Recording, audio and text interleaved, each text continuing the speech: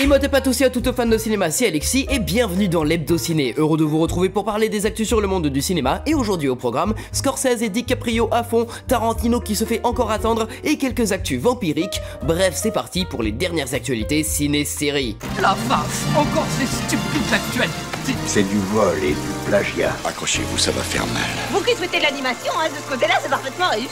C'est l'heure de faire un petit tour des actualités et on va commencer avec le tournage de la saison 2 de la série Ted qui vient de se terminer. La série The White Lotus quant à elle a été renouvelée pour une saison 4 alors que la série The Righteous Gemstones avec Danny McBride et John Goodman, elle va s'arrêter après la saison 4. Connais pas du tout cette dernière série mais très content pour The White Lotus même si je l'ai pas encore vue et hâte de découvrir aussi la série Ted, voilà j'aime bien les films donc il va falloir que je rattrape tout ça. Et toujours côté série, selon des rumeurs, la 5e et dernière saison de Stranger Things devrait être divisée en 2 parties comme la saison 4, sauf qu'ici la première partie sortirait en octobre et la seconde en novembre de cette année. Je reprécise, c'est des rumeurs, voilà, ils ont pas encore décidé de comment ils vont sortir les épisodes, mais moi j'en peux plus d'attendre, voilà c'est bon, donnez-moi cette dernière saison par pitié. Peut-être que mes passions et mes obsessions vont se concentrer sur autre chose après la série terminée. Oh là là putain, on a des actualités sur les séries Disney Plus du MCU, avec d'abord Daredevil Born Again qui commencera le 5 mars et qui va avoir quelques caméos fun du MCU. Alors quand j'entends fun et MCU, et sachant que l'un des producteurs a dit qu'ils vont zapper l'intervention de Daredevil dans She-Hulk et dans Echo, j'imagine des héros street level de New York, genre Spider-Man, Kate Bishop, Hawkeye et Miss Marvel, ou peut-être juste ce sera des gens random comme Madison King de She-Hulk.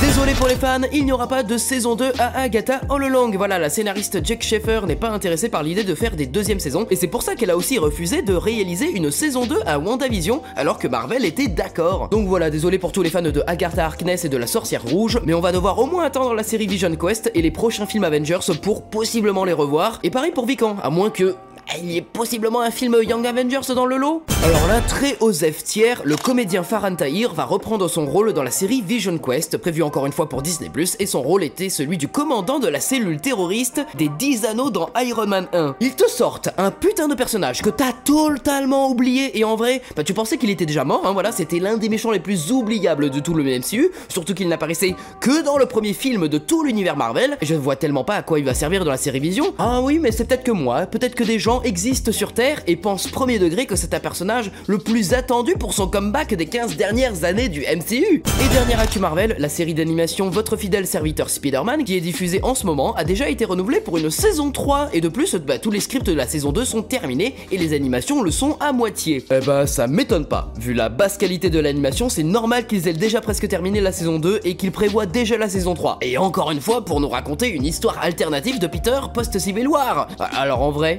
j'ai regardé les 2 premiers épisodes et c'est très cool.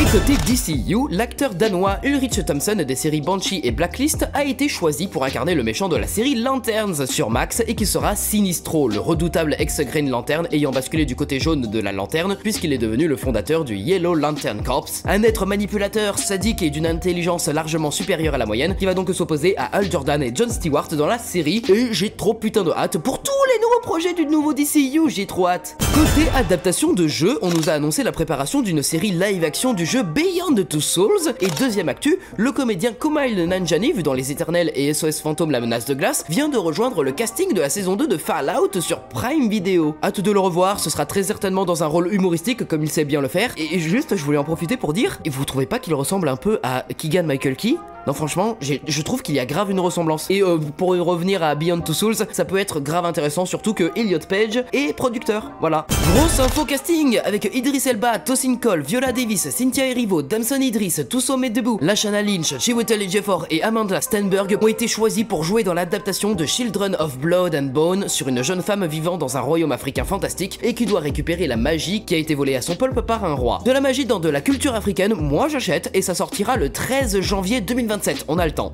Oh bah tiens, des nouvelles du John Wick Cinematic Universe avec Donnie Yen qui serait en discussion pour réaliser le spin-off sur Kane, son propre personnage découvert dans John Wick 4. Franchement, ce serait un énorme plaisir qu'un acteur avec une aussi bonne connaissance de la mise en scène des chorégraphies de films d'arts martiaux réalise le film sur son personnage. Franchement, je suis beaucoup plus hype pour ça que pour le spin-off Ballerina avec Ana de Armas et pour un potentiel John Wick 5. Alors, on a un premier aperçu pour le film Odessa, une comédie musicale et romantique où Sadie Sink trouve l'amour dans un futur post-apo, et un premier aperçu aussi pour le film The Threesome sur un couple entre Zoe Dutch, Jonah Hauer-King et Robbie Cruz. Que de l'amour, dis donc, hein. Bon, ouais, on sait pas encore si ça sortira au cinéma, donc voilà, on attend de voir. Et aussi on a un premier aperçu d'un documentaire réalisé par Michael Bay sur des gens qui vont faire du parcours. Alors s'il te filme le docu avec les mêmes drones qu'il a utilisé pour le film Ambulance, franchement ça peut donner un truc de ouf à regarder.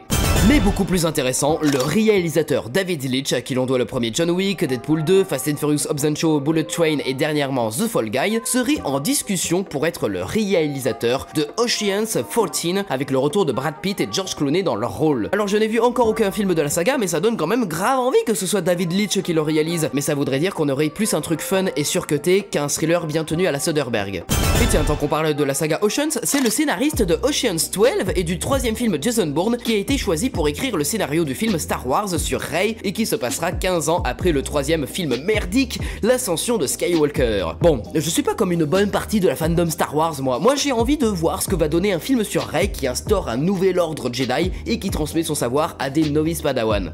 Bon, alors on va parler longuement de quelque chose. Martin Scorsese et Leonardo DiCaprio, c'est une grande histoire d'amour. Gangs of New York, Aviator, Les Infiltrés, Shutter Island, Le Loup de Wall Street et le dernier en date, Killers of the Flower Moon, eh bien leur collaboration ne va pas s'arrêter parce que, alors on était déjà au courant que Martin Scorsese avait dans ses tiroirs plusieurs futurs projets, un biopic sur le président des États-Unis Theodore Roosevelt joué par DiCaprio, un biopic sur Frank Sinatra joué par DiCaprio et un thriller dans le milieu de la marine britannique avec en premier rôle DiCaprio. Et c'est sans compter son film sur la vie de Jésus avec Andrew Garfield et son biopic sur le leader du groupe Grateful Dead avec Jonah Hill. Et bien tout ça pour dire qu'a été annoncé que Martin Scorsese serait le réalisateur du film Devil in the White City, un biopic avec DiCaprio en architecte et tueur en série qui a assassiné des dizaines de clients de son hôtel alors que la ville de Chicago était occupée à accueillir l'exposition universelle colombienne de 1893. Un projet qui a été annoncé en 2010, vraiment c'était il y a 15 ans et à la base ça devait être une série sur Hulu avec Keanu Reeves en rôle principal, mais voilà, j'espère que de tout cœur que Martin Scorsese nous survivra pendant encore de très nombreuses années parce que j'ai envie qu'il concrétise tous ses projets, voilà, parce que le jour où il va mourir, franchement ce sera un jour de deuil encore plus difficile à vivre émotionnellement que le jour où David Lynch est mort. Et moi j'ai envie de le voir, ce biopic sur Frank Sinatra, putain. Et en parlant de grands noms du cinéma qui se font attendre, Quentin Tarantino a déclaré qu'il ne réaliserait pas son dernier film avant un certain temps, puisque son prochain projet est une pièce de théâtre. Alors par contre, il a dit qu'il pourrait en réaliser une adaptation cinématographique si c'est un énorme succès. Bon ben voilà, c'est pas pour tout de suite que Tarantino va tirer sa révérence, voilà. Franchement, ça fait très longtemps qu'on n'a pas eu un truc de lui là, depuis Once Upon a Time in Hollywood en 2019. Il serait temps de revenir, monsieur. Je vous en prie, vous manquez au cinéma. Allez, des infos casting. La chanteuse Charlie XCX, connue dernièrement pour son album Brat en 2024, va jouer dans The Moment, un film basé sur une idée originale qu'elle a pitché au studio A24. Pas d'autres infos, mais très hâte d'en savoir plus, surtout parce que c'est A24. Caitlin Denver, qui jouera Abby dans la saison 2 de The Last of Us, vient quant à elle de rejoindre le casting de Godzilla X Kong 3 pour une sortie le 24 mars 2026, le même jour que Sonic 4, et Dan Stevens serait aussi en discussion pour reprendre son rôle de Godzilla X Kong le Nouvel Empire. J'avais bien apprécié Dan Stevens, mais Caitlin Denver, j'ai pas envie d'avoir un rôle similaire à celui de Millie Bobby Brown qui servait à rien. Et on aura aussi Brad Pitt, le retour dans le nouveau film de David Ayer, le réalisateur de Bright, The Beekeeper et du premier film Suicide Squad, et avec qui il avait déjà collaboré dans le film de guerre Fury en 2014, et ça c'était bien. Et donc dans ce film intitulé Heart of the Beast, Brad Pitt sera un ancien soldat des forces spéciales de l'armée, accompagné de son chien de combat à la retraite, et ils vont se battre pour leur survie après un accident d'avion au cœur de l'Alaska. Ouais, on est dans un mix entre Seul au monde et L'appel de la forêt. Une bien belle nouvelle que voilà, la sortie de Scary Movie 6 est prévue pour le 10 juin 2026, toujours développé par les frères Wayans qui s'étaient occupés des premiers opus. J'ai ultra hâte, j'espère sincèrement que ça sera cool et pas démodé en mode Mathieu Sommet en 2023 qui veut faire du Mathieu Sommet de 2015, mais le problème c'est que les codes de 2015 ne sont pas les codes de 2023, voilà.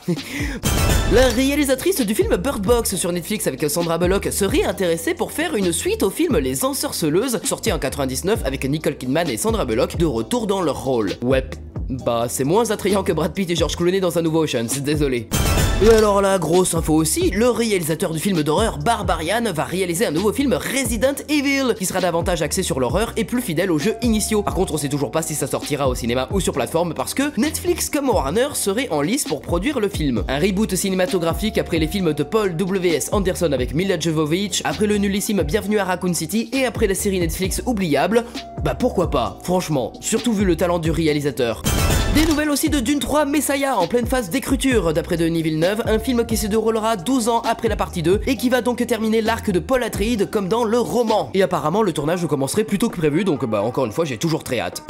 Vous ne saviez pas que vous en aviez besoin et pourtant, Jeremy Allen White dans une série romantique bisexuelle sur Netflix appelée Enigma Variations est en préparation. L'histoire d'un mec dont la passion qu'il a pour une fille est ponctuée de rencontres anonymes avec des hommes et ce sera l'adaptation d'un roman par l'écrivain qui a écrit le roman Call Me By Your Name. Voilà, pas vraiment ma tasse de thé ce genre de choses, mais ça peut intéresser.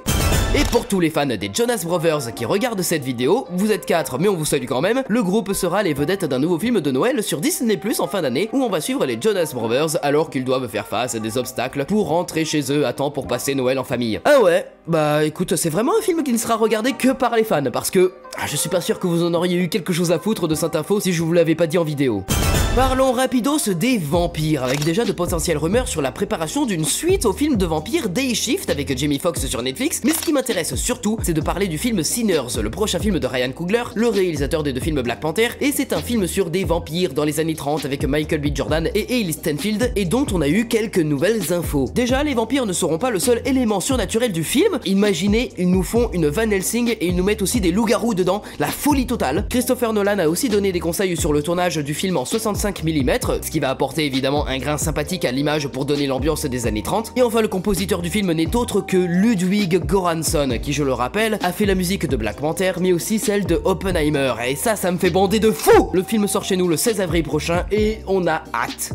Et on va terminer la vidéo avec une news française. Virginie Efira va jouer le rôle de Gisèle Halimi, la célèbre avocate qui a contribué au droit à l'avortement dans le film Hors la loi. Virginie Efira qui va ouvrir la voie à la loi Veil légalisant l'IVG en France. Franchement, j'ai trop hâte de voir ça. Et en plus, ça fait quelques temps qu'on n'a pas vu Virginie dans un film. C'est vraiment le retour tant attendu, pas vrai ? Et voilà, c'est tout pour cette semaine, mais vous inquiétez pas, je vous tiendrai au courant des prochaines news sur le 7ème art le plus rapidement possible. J'espère que la vidéo vous aura plu, et si c'est le cas, eh bien vous savez quoi faire. Vous pouvez la liker, la commenter et la partager. Abonnez-vous aussi pour être au courant de mes futures vidéos, et suivez-moi sur les réseaux sociaux, tous les liens sont en description, mais je vous conseille surtout de venir sur Instagram, X, Sens Critique et Letterboxd, et on se donne rendez-vous très vite pour parler à nouveau de cinéma. C'est une fin de tournage, coupé. Arrêtez, Jean, c'est fini. On chante, on danse, on tchatche, on s'embrasse, on rentre à la maison, elle est pas belle la vie. Fin. Ok, bonne nuit. Ah, j'espère que ça va pas durer longtemps, je vais être en retard, moi. Mais c'est pas possible, ça, j'ai pas envie de participer. Et puis en plus, je sens que ce soir, je vais conclure. Restez à l'écoute.